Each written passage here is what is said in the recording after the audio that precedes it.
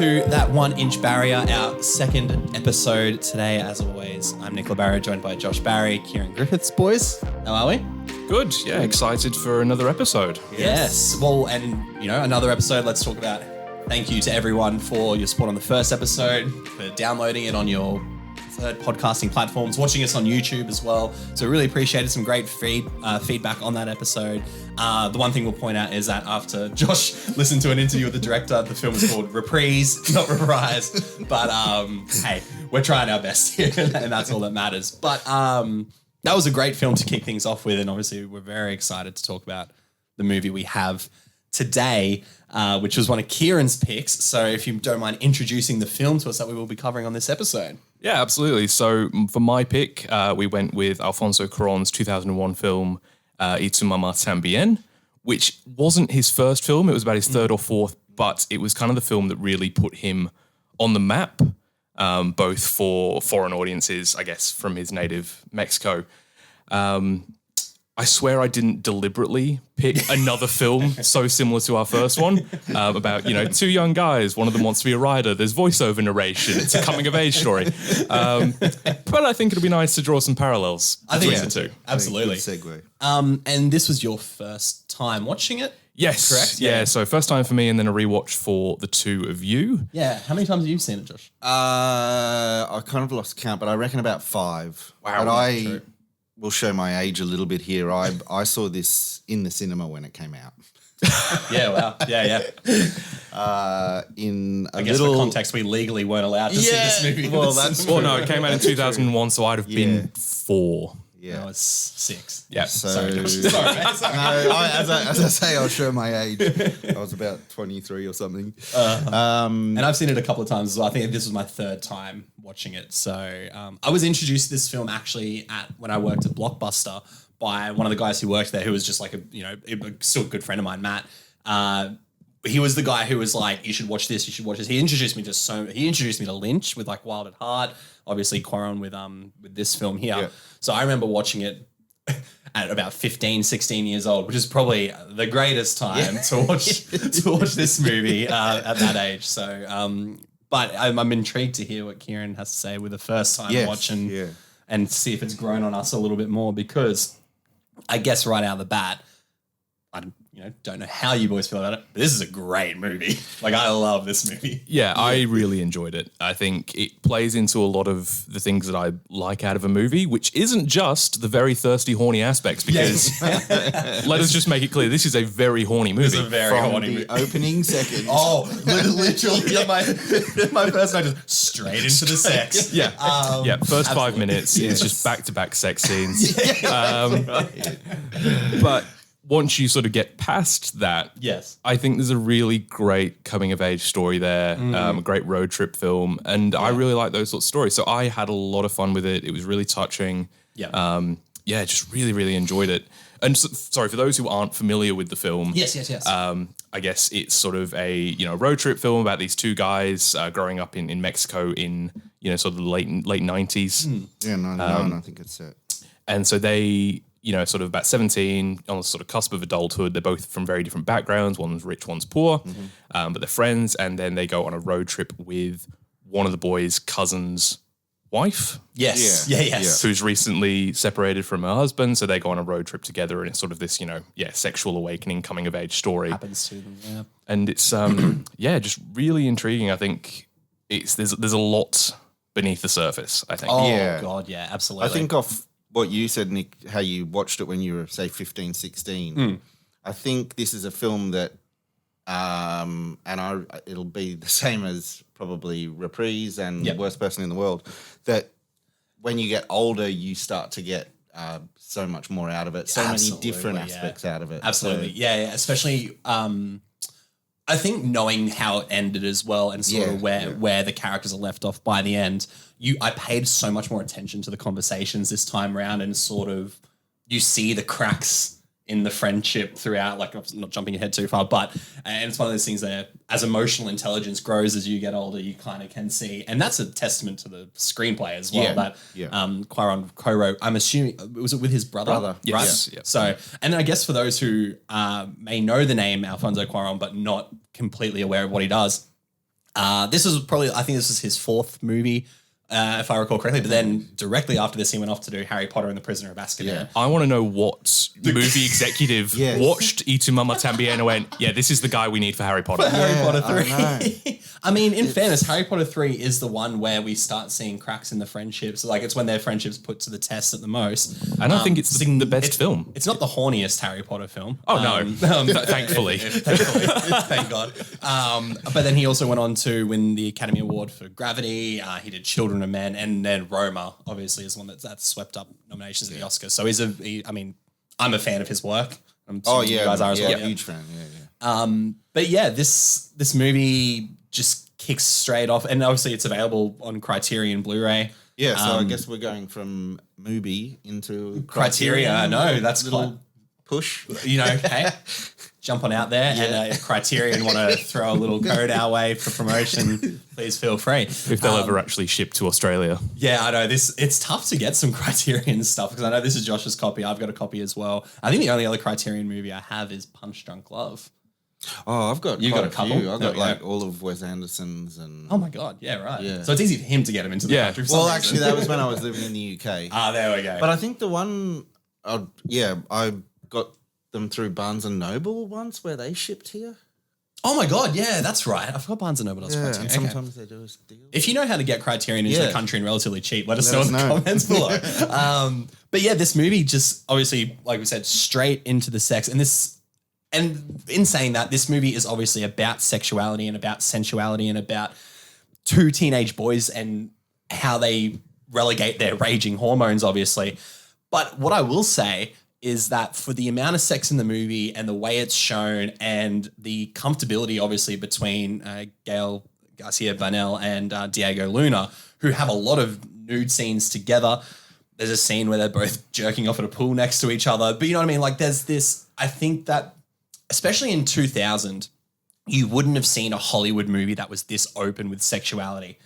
And it would take a film from Mexico or even Europe to be so comfortable with the sexual side of it. And I think that's part of the reason why I'm a fan of it as well. Because obviously, you know, we don't all, in Australia, we're not walking around naked and, you know, trying to all fuck the same people and whatnot. But you might not be. I'm obviously not living my life the right way. So I think it's exciting to look into a world where these characters are so comfortable doing it, and that there are two actors who are so willing to be so vulnerable on screen together, physically with the nudity and the sex, but also emotionally. I think the way Bernal and Luna bounce off each other throughout the film, you would think they've been friends for their whole lives leading up to this point. There's such an authenticity in their friendship and how they talk to each other and how they approach things. And then when the jealousy aspect comes into it, you feel like that there's a massive rift between them. They play it so well. So it feels really... they had been friends for since they were kids. It works. And that they were sort of, when they wanted to get the film together and get two actors... I think Gael was the first one cast. Okay. And then they didn't want Diego because he was quite a big soap opera star. Okay. But Gael sort of almost talked them into it because they were so close outside of it. Good. So sort of said, if you want that chemistry, we can get that. Yeah. You really so feel young. that. Oh, man. It's and they're so young. So young now in this that movie. we've been watching them for like 20 years, it's...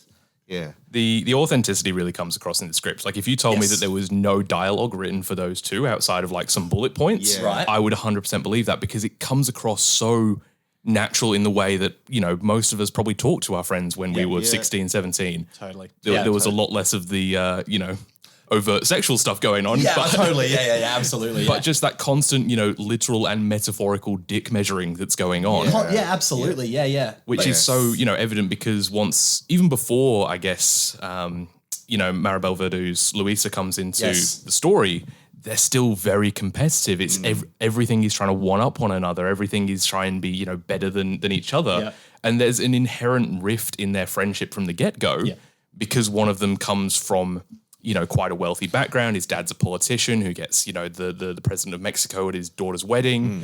And then one of them, in Julio, he's obviously from a much poorer background, single mother kind of thing.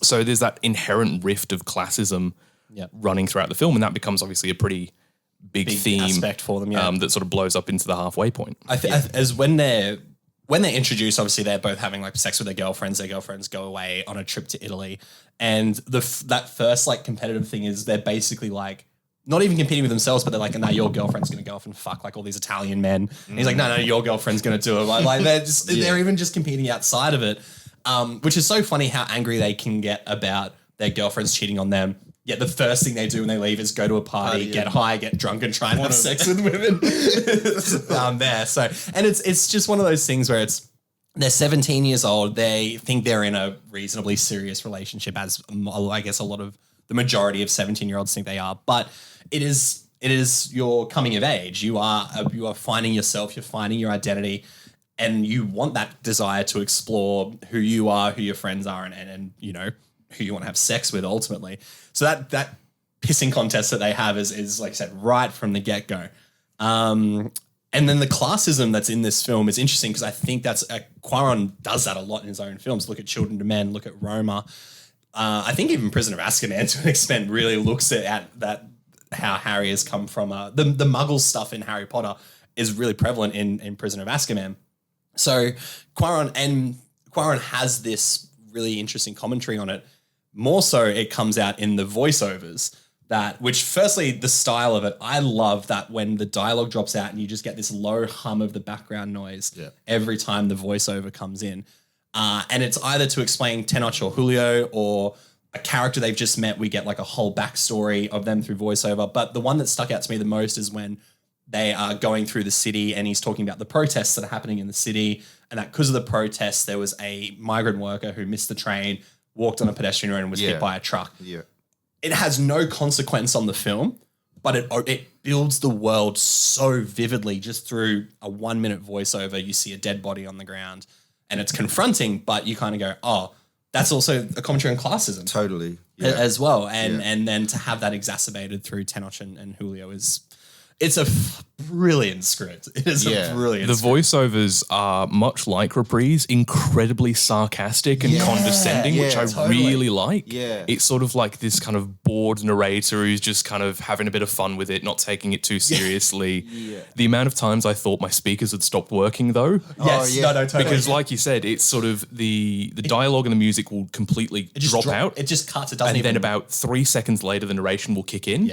So there's no real smooth transition. So I kept looking at my partner I was watching with going, is it still working? Like what's happening here? Even after the 15th time, I'm like, is this finally the time my speakers have gone down? Yeah. But it is really good. It definitely adds a lot to the world building, like you said, because so much of this film, I think, requires a little bit of background knowledge because you look at where Mexico was at that time as a country. You know, it was coming out of 70 years under the same government. So it was sort of coming into this new age. So I think you can almost draw a parallel between Mexico as a country and having its own coming of age and freedom and independence.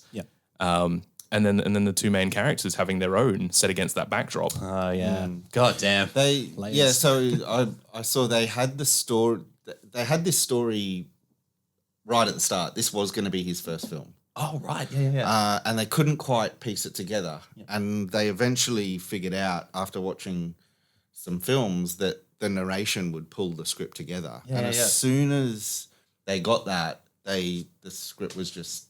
I get that too, because it's interesting that the movie flows, right? Like there's a structure to the story because the whole idea is that when they meet Luisa at the wedding, they're both like, they obviously like, we want to have sex with her. She's a very attractive woman. That scene as well. The first introduction at the party. For her attention. They are so uncomfortably close to her when they're talking. Gael is like losing shit. I know, it's hilarious. They are brilliant. But it's exactly how a 16, 17-year-old would behave around an attractive older woman. Exactly. It's such an accurate portrayal. It's so accurate. And then the whole story or the catalyst of them going on the road trip is that they convince her there's this place called Heaven's Mouth. And they both go, that doesn't exist. Like, it sounds good and she'll probably be into it.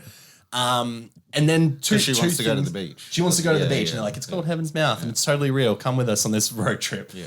And then two things happen in her life. Obviously, her partner, Yano, who is the cousin of Tenoch, goes on a work trip, gets drunk and cheats on her.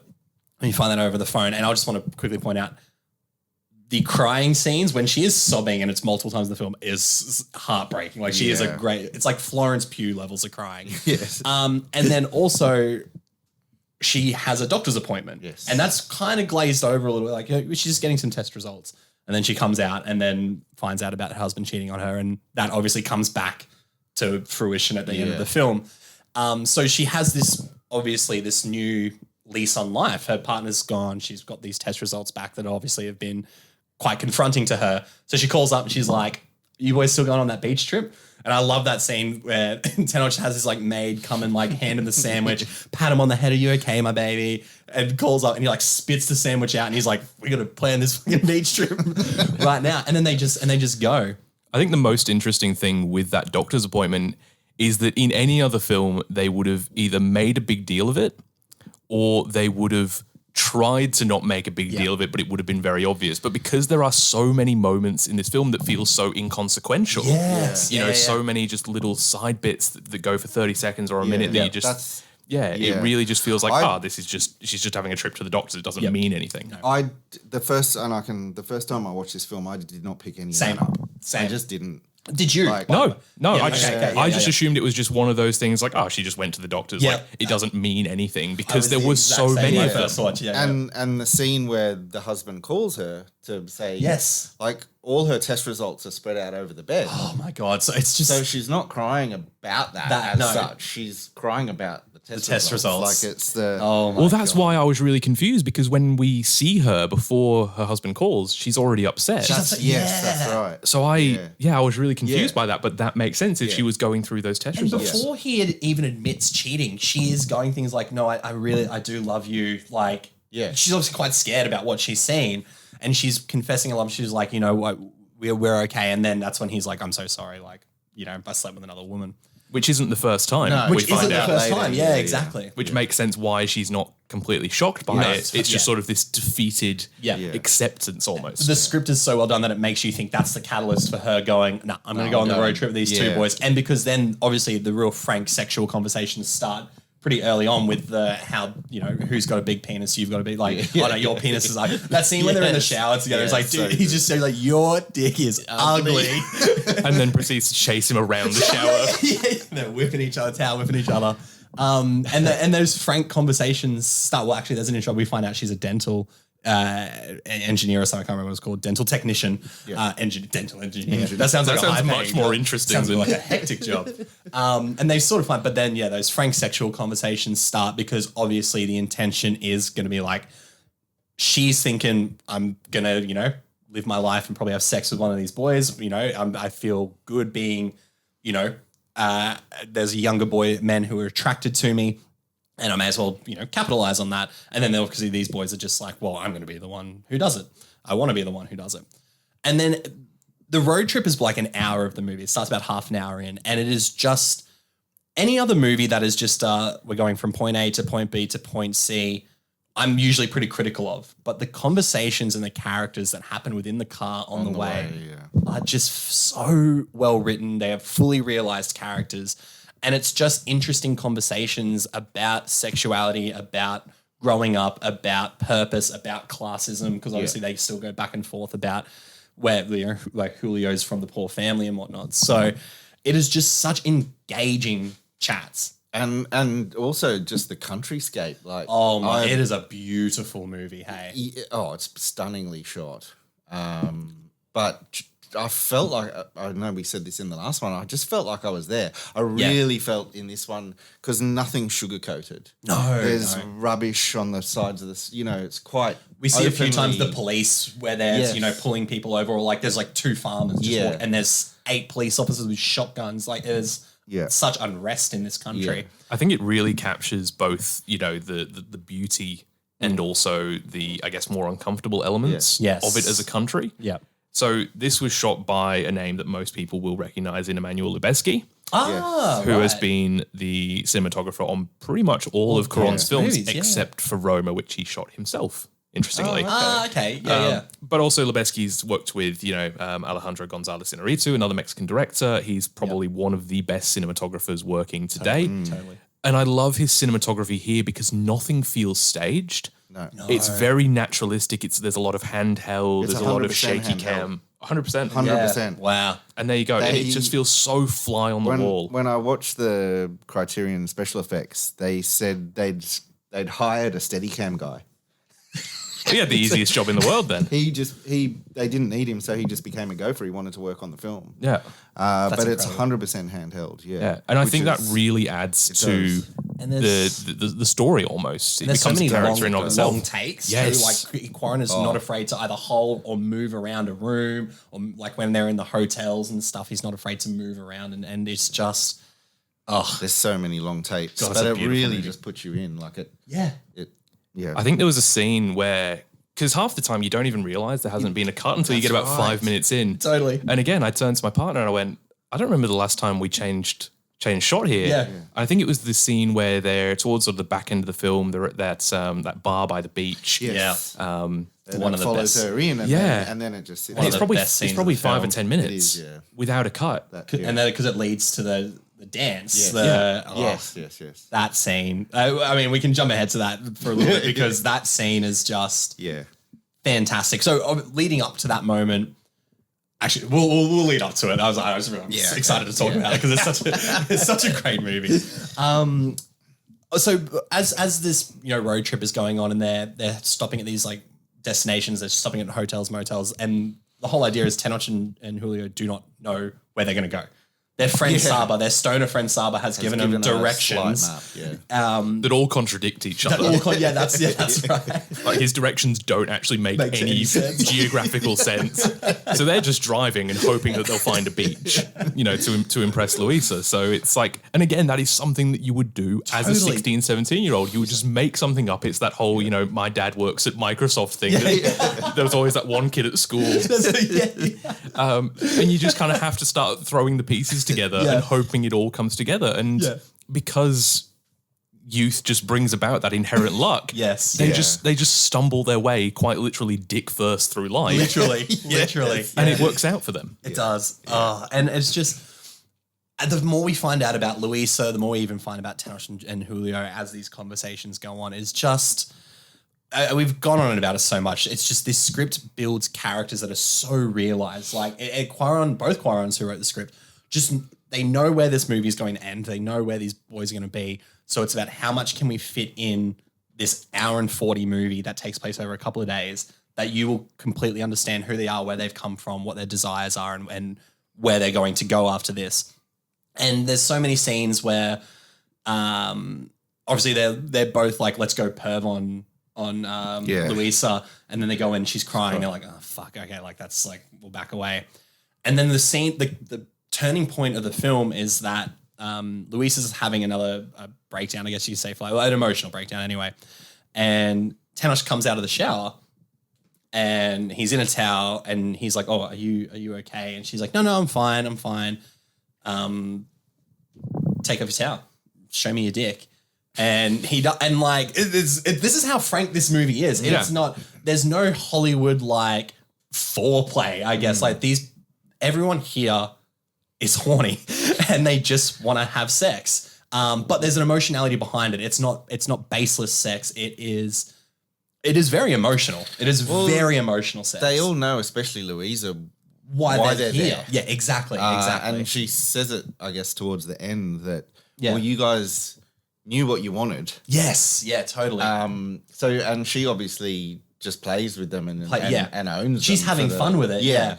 And then that first scene, she basically like tells Tenoch to start jerking off, and she's like, no, let's just cut it. Let's come around. And that whole scene, again, one shot as well, by the way. Yeah. So there's the intimacy between the actors. You have to be like, oh my God, that would have been, again, it's that vulnerability, not just from characters, but from performers as well. It's a really sexy scene because it's one of, I think, anyone who's had sex before. What's that like?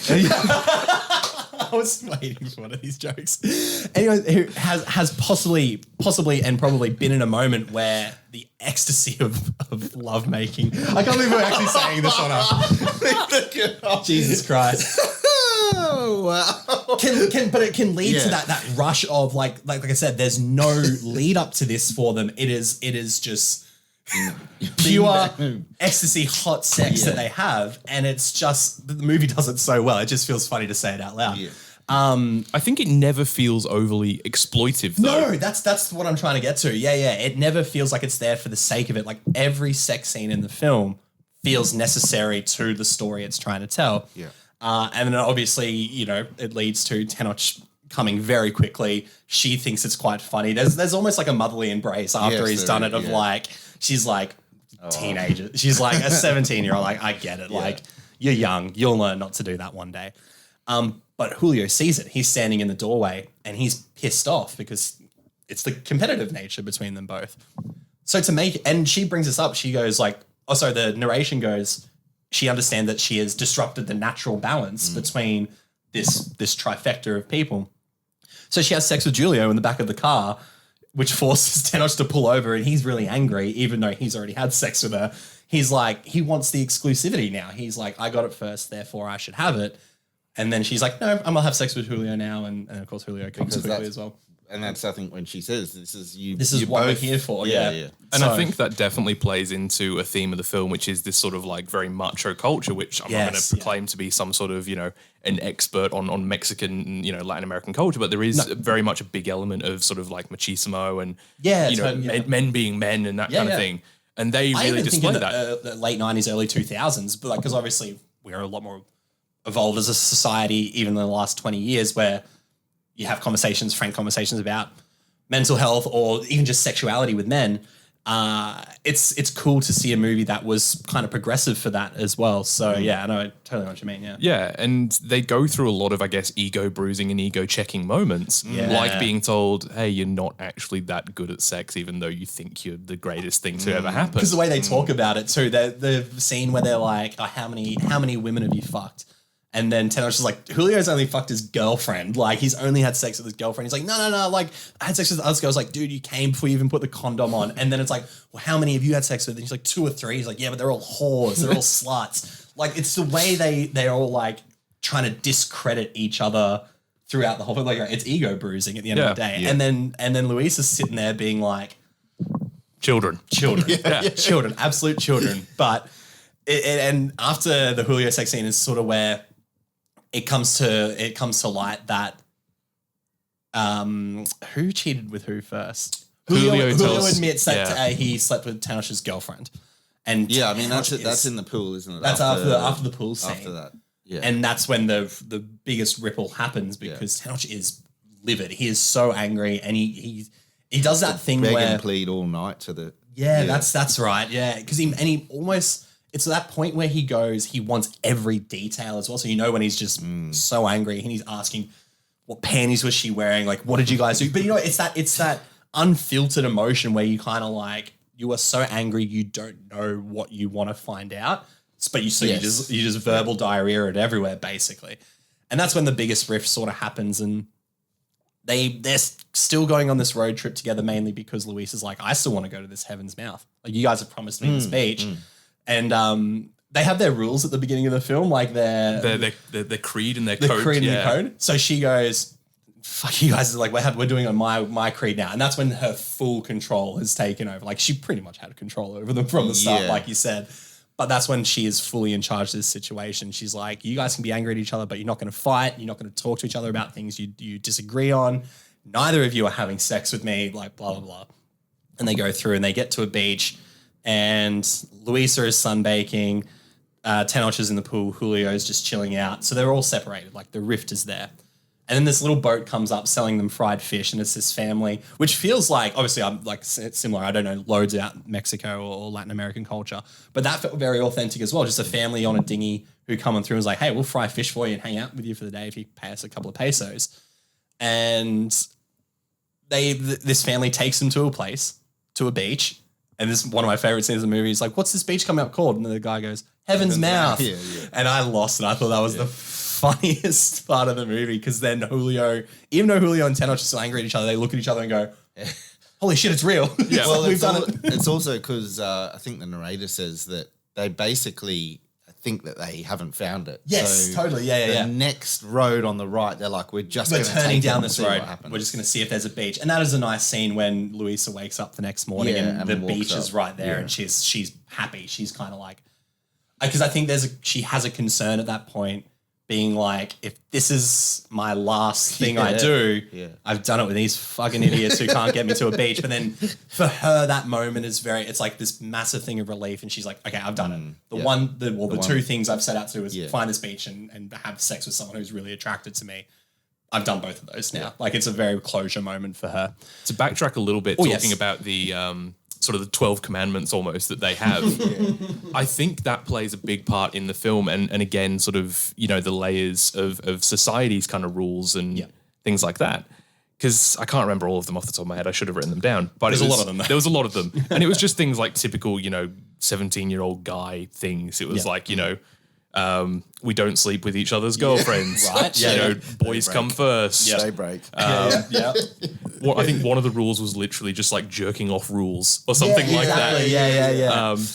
But and then Louisa brings that up to them and goes, you know, you make all this big deal about being the boys and having these rules, and then you just break all of them. You don't actually care about each other. You don't care about all these ground rules that you've set up. You're selfish. You're childish. And I think that's just really interesting. Again, coming back to that sort of, they realize they are really not the people that they thought they were. They weren't, you know, great and confident, and they still had so much to learn and to grow. God, this is a great movie. Like, the more I think about it, I'm like, this is just such a well-made movie. So they get to Heaven's Mouth, and it's this beautiful, beautiful location. And they were going to camp there, but all these pigs that escaped a local farm made it a bit, you know, wary that they wanted to camp on the beach. So this family takes them into the bar, and this 10-minute one-shot take is just fantastic.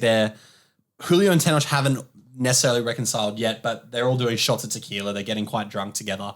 And Luis is like, you guys just need to bury the hatchet. Like, you are friends. Yes, you have this ego-bruising, pissing contest between each other, but there is a love. You guys love each other, and this is why you've been together this whole time. Like, you both had the same objectives this whole time, which was ultimately to have sex with me, and you both did it, and you should both be thankful for that. They both admit to each other that they both slept with each other's girlfriends multiple times. Yeah. And they kind of go, it doesn't matter. They're over in Italy fucking Italian men right now. Like, we don't care about them. Like, let's have this moment here together. And that's when she also brings up how bad they are at sex. And I love when they're like, hail the clit. We're cum brothers. Like, they're just excited that they've been with women together. Like, they don't care about how the woman feels. And everything's like this achievement. Like, they keep going through all this, and it's like, you know, to fucking each other's girlfriends. Cheers. Yeah, and they're shot, and they're just getting hammered. And then we get a title name drop, which is, I love these in films. I love when they say the name of the film. And obviously, for those who, you know, don't translate Spanish very well, Tu Mamá También is and your mother as well, or and your mother too. So when they're talking about fucking each other's girlfriends, and your mother too. Julio says, Tu Mamá También, and he says, I had sex with your mother as well. Do you think he was being honest? Do you think that actually happened? I'm going to say no, because earlier on in the film, when they're in the scene, when they're jerking off next to each other, Julio does that to Tenoch there. He goes like, oh yeah, and also like I've had sex. Like, he's trying to put him off basically. He's like, oh yeah, now I'm thinking about your mum as well. I think the great part about that though is, as he says it, the awkwardness of, are you telling the truth or not? Yeah. And in this viewing, I was like, I really watched that. And I couldn't tell. Like, I was like, I'm not sure if he actually I thought he was just doing a bit of a piss about, but now you got me. The funniest part of it though is that Tenoch, like earlier in the film, would have obviously been outraged by that even as a joke, but I'm pretty sure he sort of looks awkwardly at him for a moment and then goes, you know, like cheers again and they drink. So I just think it's a really, really interesting, because I was wondering why the film was called that, and then they drop it, you know, like 20 minutes from the end. I was like, there you go. So that scene, they rehearsed that for 2 nights previous. Yeah, right. And fully getting drunk. So they did it 2 nights in a row, fully getting drunk, rehearsed the whole thing. Because obviously it's, I think it's a 7-minute thing. Yeah, it's huge. And then in the actual, they didn't drink, but he said to them, remember the last 2 nights. And Maribel said that because they got drunk, they could really quickly bring that. And I just, back. they genuinely look drunk. They Like it's quite. It's a hard thing to pull off in films. yeah, I think the best example of it I've seen is, again, another foreign film, Thomas Vinterberg's Another Round, which came out in 2019, 2020. Oh, I'm adding that to the list, guys. So. Fantastic film. But if you told me that they were drunk while filming that, I'd believe you, because it was such a genuine portrayal. Yeah. And a film that has a very unhealthy relationship with alcohol. But yeah, it really came across in this. Like, it felt very, very genuine. Very convincing, yeah. And then that leads to, they're cheersing the fact that they're cum brothers, which that line makes me laugh so much. And Louisa heads over to the jukebox, asks them to choose a song. She puts a song on. And this, to me, even in a film that is full of sex, this is the most intimate shot of the film. Oh, 100%. Where she stares down the barrel of the camera and dances towards Tenoch and Julio in the film. But there's kind of like you've just become those two. And it's almost like if you hadn't realized the attraction, the sensuality towards this woman, that's the moment you will, because she's staring right at you. And you kind of go, if you haven't to that point, you kind of go, I get it now. Yeah. And if you've somehow made it to that point in the film and not become attracted to her. Yeah, right. Well done to you. Yeah, exactly. Yeah. You were a better man than I. Because I watched a film recently. I watched a film recently called Raymond and Ray. Came out last year with Ewan McGregor and Ethan Hawke. And she's in that. Oh, okay. It's the only other film I've even heard of her in. Yeah. But this came out, last year. She's, 20 years older. Yep. And I watched this before Tu Mamá. And I was like, wow, that is a very attractive film. Oh, God, yeah, absolutely. Yeah. So she's staring down the barrel of the camera. She's dancing towards Tenoch and Julio. And they start dancing together. And it's just this very slow, sensual, very intimate dance that they do, which then leads to their hotel room. And it's that awkward initial, we know we're about to have a threesome, but we don't know how to start it. So Tenoch just goes over and kisses Louisa. They all start initiating their threesome, I guess, for lack of a better word. But then arguably the second most intimate moment after that is when the camera pushes in as Louisa's going down and Tenoch and Julio kiss each other. And it's just this intimacy between them that you kind of go, perhaps their initial rift in their friendship, or always pushing against each other, has been all along. There is just such an undying love for each other as well that they haven't found a way to express. Now, however anyone wants to read into it in the film, whether they're bisexual, they're gay, or it's just the literal overwhelming feeling of sexuality that has caused them to do this, I think that's open to interpretation, to be totally honest. Yeah, he leaves it very vague whether there's these genuine feelings of attraction towards one another, or if it's just we're doing something, sexual in this moment right with each other. So we're going to sort of cross that boundary that we've established. We can call it a menage a trois if we want to be more worldly. More, exactly. The three-way. But it's a very intimate scene, and it cuts away after their kiss. So, and then they wake up the next morning. They're both incredibly hungover. Louisa's fine. She's like, "Come on, teenagers, get used to you drinking." But they wake up in bed naked next to each other. Yes. And I believe it's Julio runs out to vomit. And that's sort of left vague whether it's from the realization of what he's done or the alcohol. Exactly. Yeah. There's a lot that's left open to your own interpretation. But not in an annoying way. What I mean? It kind of leaves you to ponder about these characters afterwards. And then this was their last day, so they're like, we're going to head back, and Louisa go, oh, yep. Is that's the scene where Louise is holding the child, and they say that she'd be a really good mother. Yes, that's heartbreaking. Once you know, it's because there's a few scenes where she's with the child of this family who's sort of taken them in. But that's the one where the lady who's cooking goes, "Yeah, you'd be a fantastic mother." God, that is heartbreaking. Yeah. But it's their last day, and Tenoch and Julio are like, we're going to head back, and the voiceover basically states that Louisa decided to stay. She wanted to stay and explore more of this part of Mexico, because probably should have said that. Louise is actually from Spain. She's from Madrid. Yes. And she hasn't explored this beautiful side of Mexico that she's wanted to. So she decides to stay. Tenoch and Julio leave. They go home. And then we pick up. It's a couple of months. Or it's after the spring break. They're both going to university now. Yeah, I think it's about 6 months later. 6 months or so later. So the voiceover states that their girlfriends came back from Italy. They all broke up. Everyone, split their relationships up.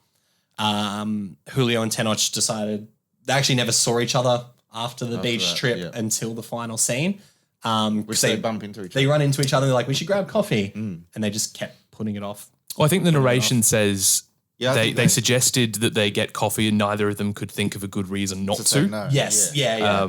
And then the narration also reveals on their way home, Yeah. nothing happened. They didn't talk to each other. It was basically just driving back in silence. Yeah. So, and then obviously, their girlfriends come back. The girlfriends break up with them pretty much immediately. That's right. Yeah. Which is quite funny. Again, another ego bruising moment. And then they sort of have this chance encounter a few months later where they go for coffee, and it's the first time since they've seen one another. And that is a heartbreaking scene as well, because there is just so much pain with them as well. And like you said, with everything that's open to interpretation there, are they upset of the potential sex that they had together? Are they upset that this relationship, this trip that they went on ultimately destroyed their friendship, or revealed things about their friendship they didn't want to come to the surface with the ego bruising and everything like that? So it's such an emotionally brutal scene that they're talking back and forth. There's a disinterest as well. Like they're both kind of like... Yeah, they just don't want to revisit it. They don't want to revisit it, and they're both putting up a barrier between each other to not do it.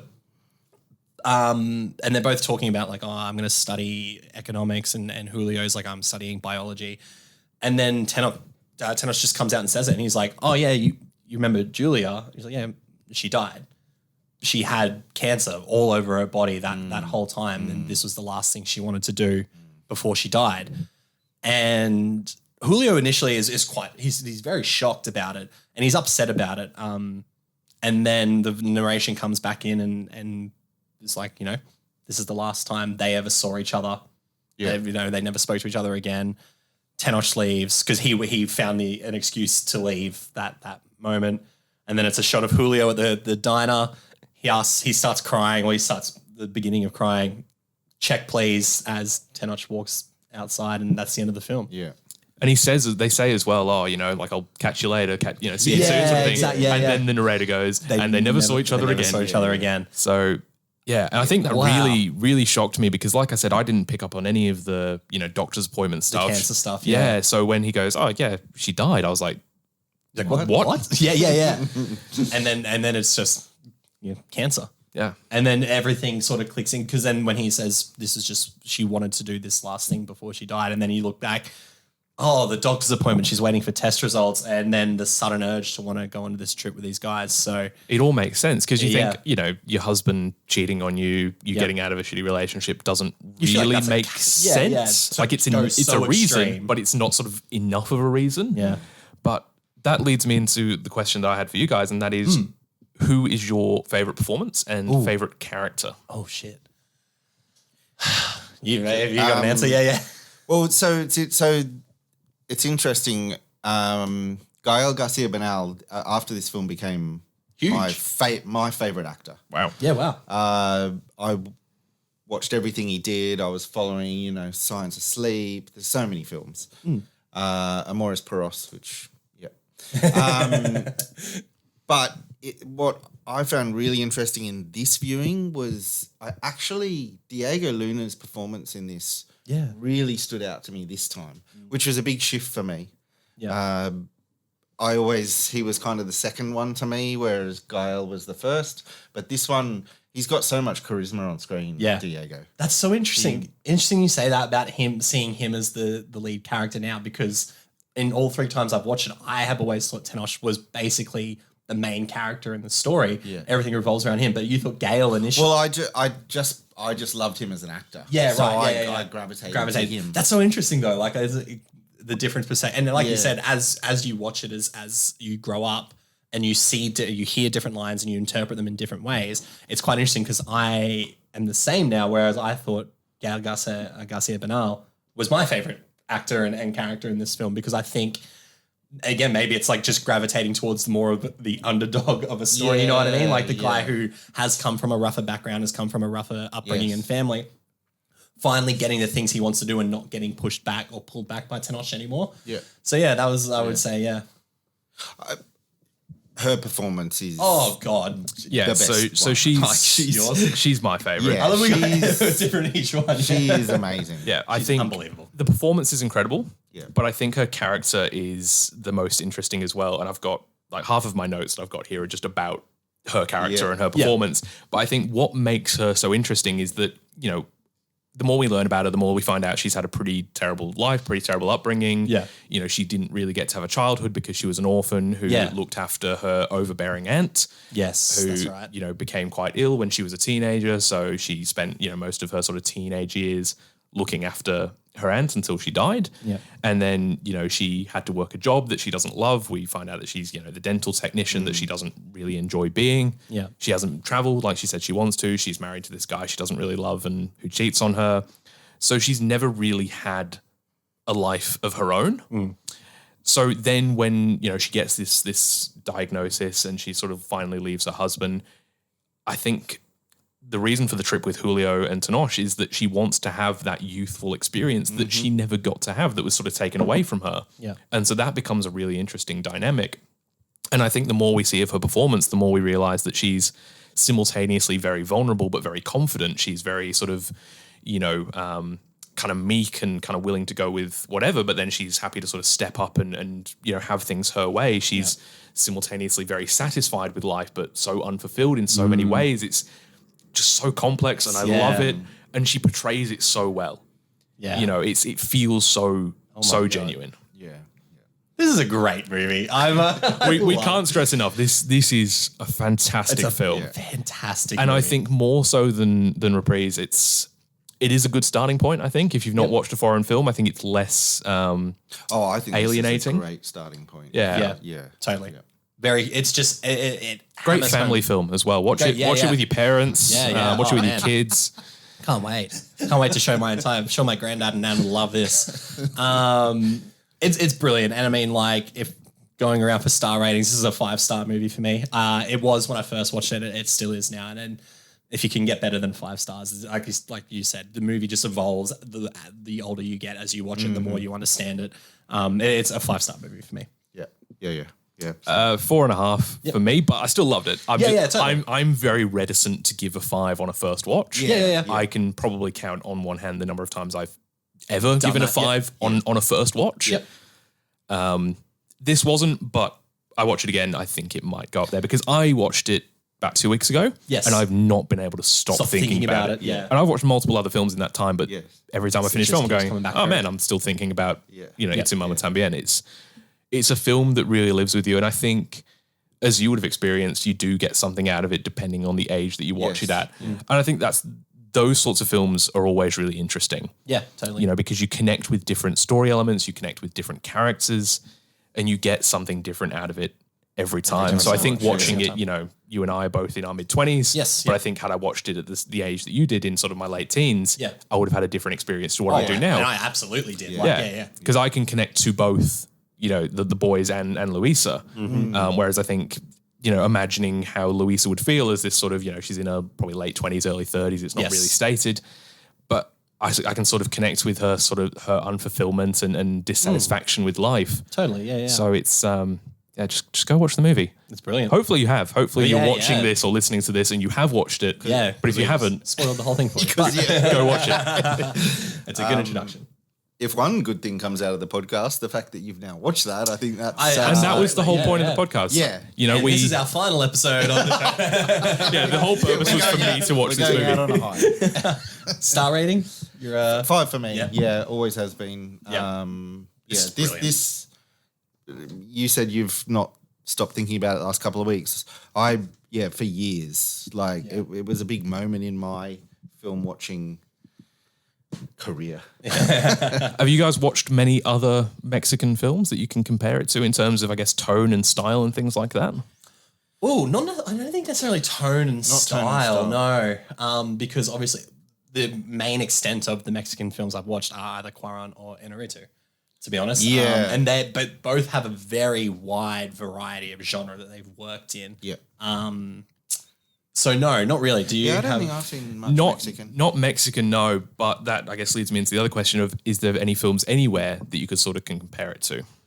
Honestly, a lot of, Joachim Trier's work. Like Worst Person in the World is something that sort of pops into me. Even Reprise to an extent as well. Outside of that, do you know what? Even elements of Drive My Car by Ryosaki Hamaguchi. Oh, yeah. Yeah. I think more so as a understanding where Tu Mamá También is maybe a before death experience for Marissa. Drive My Car is a post losing someone experience in the same sort of way of trying to find identity and find purpose after losing something. So yeah, sure, it's probably like a flip on the spectrum of what it's about, but yeah, maybe that to an extent. Anything for you that it reminded you of? Anything you could compare it to? I can't because it was probably this is what I would compare it. Something else too. This is my sort of starting the point, I guess. Yeah. I think for me, the two films that really came to mind when I was watching it, one, I guess, American film and one foreign film, Moonlight, in some ways. Okay, I'll have to confess, I've only seen Moonlight once. I've only seen it once as well, but I definitely got some similar vibes in terms of, obviously it's a very different experience because it talks about that sort of very, like working class, black gay experience. It's very specific to that, but there are definitely elements of the romance. Okay. And that sort of questioning of your own masculinity and sexuality that I got from this. Yes, yeah. The other one, and I don't know if either of you have seen this, I really hope you have, Bernardo Bertolucci's The Dreamers. I have not. Oh, I haven't seen it. I Sorry. can see the. I can That's see all the right. poster. Hopefully someone who is watching this or listening to this has seen it. It's a great film starring Eva Green and Michael Pitt. Yes. And that is, so basically the premise of that is Michael Pitt's character is an American who goes to study in Paris in like the 60s, set against the backdrops of like the riots and the protests in Paris. He stays or meets this brother and sister and stays with them. And they sort of have this weird kind of, sort of sexual dynamic where, the brother is sort of very attracted to the sister and protective of the sister. And he's attracted to the sister as well. So it's like this very weird sort of, three people dynamic, which reminded me a lot of that. So great film. Very similar. If you like this, you probably watch The Dreamers. If you like The Dreamers and you haven't watched this, do it the other way. Yeah, add it to the list. That was Tu Mamá También. Do you have anything else you want to say about the film? We're pretty happy, covered. I'm pretty happy with everything that we've said. I think we've covered everything. We got dense into that. That was we more than cracked the surface of that movie. So, but it's like I said, we all love it. It's a fantastic starting point if you are looking at getting yourself into foreign and international cinema, because it is ultimately a very human story at its core. But just told in such a beautiful backdrop of the beautiful countryside of Mexico as well. So thank you all for listening to this episode. Spieling off Apple, Spotify, Google Podcasts. Follow. If you download the episode, that helps the algorithm. I found out in my research. Oh, there we go. So, please download. Before we sign off. Oh, yes, please. Yeah. Oh, Nick, yeah. it is your pick. Oh, it is too. Yes. Sorry. Yes. So for next month's episode of That 1 Inch Barrier, it didn't take long for us to get to this filmmaker. We're going to do a Bong Joon-ho movie, but I was tossing up with doing a certain one that wasn't Parasite that I was like, it'd be interesting to get an idea of that, but we might hold that for another episode. So we're going to do his debut feature film, Barking Dogs Don't Bite, or Barking Dogs Never Bite, which I've never seen. No, never seen. So it's the first time watch for all of us, so I'm excited, but obviously you can't not do a Bong Joon-ho movie and Well, given that our name comes from a quote of his. So he is the namesake of this podcast. So it seems only fair. The patron saint of That 1 Inch Barrier. I'm excited as well because we've done a European film, we've done a American film. Yes, yeah. And now we're doing an Asian film. So it's nice to get around the world. To mix it up a little bit, yeah. So that'll be, so if you have a chance to watch it before the next episode, please do. It is, you can buy it on Blu-ray here in Australia. It's like $5 at JB Hi-Fi at the moment, but it's also on SBS on demand, or it's on Movie as well. And then obviously with Tu Mamá También, it is not available on streaming in Australia at the moment, but you can purchase the Criterion Collection. That I just can't believe that. So because when I watched the Blockbuster, it was the DVD. We had the DVD there, so it has been available before, but it's just currently not at the moment. So well, I had a look when we said that we were going to do this film. Yeah. I was like, I might buy a copy. Yeah. And I went and had a look. It's not on streaming anywhere. You can't rent it or buy it digitally. And if you want a physical copy, you either have to buy the Criterion, which I think Amazon has for about $50. Yeah, I think I paid about that. Or you can buy the Australian DVD release, which probably came out 20 years ago on eBay for like $50. $50, yeah, it's a collector's item at the moment. Yeah. But if you can get your hands on it, absolutely definitely worth it. And persist through the first 5 minutes, because it is obviously a really jarring first 5 minutes, because it is just straight up graphic sex scenes for 5 minutes. It's not Hollywood sex. No. It is graphic sex scenes. It is like, how did they pull that off, sort of thing. But persist through it, because there is such a beautiful story once you get over that. Yeah. Once you get over that barrier. There's another barrier. Once you get over the 1-inch barrier of subtitles, and then once you get over that big barrier. 6-inch barrier. Oh, that's brilliant. That's closing the show. Way to end it off. Like and subscribe on YouTube. Oh, thank you so much. We'll see you on the next episode. See you guys. See ya, mate.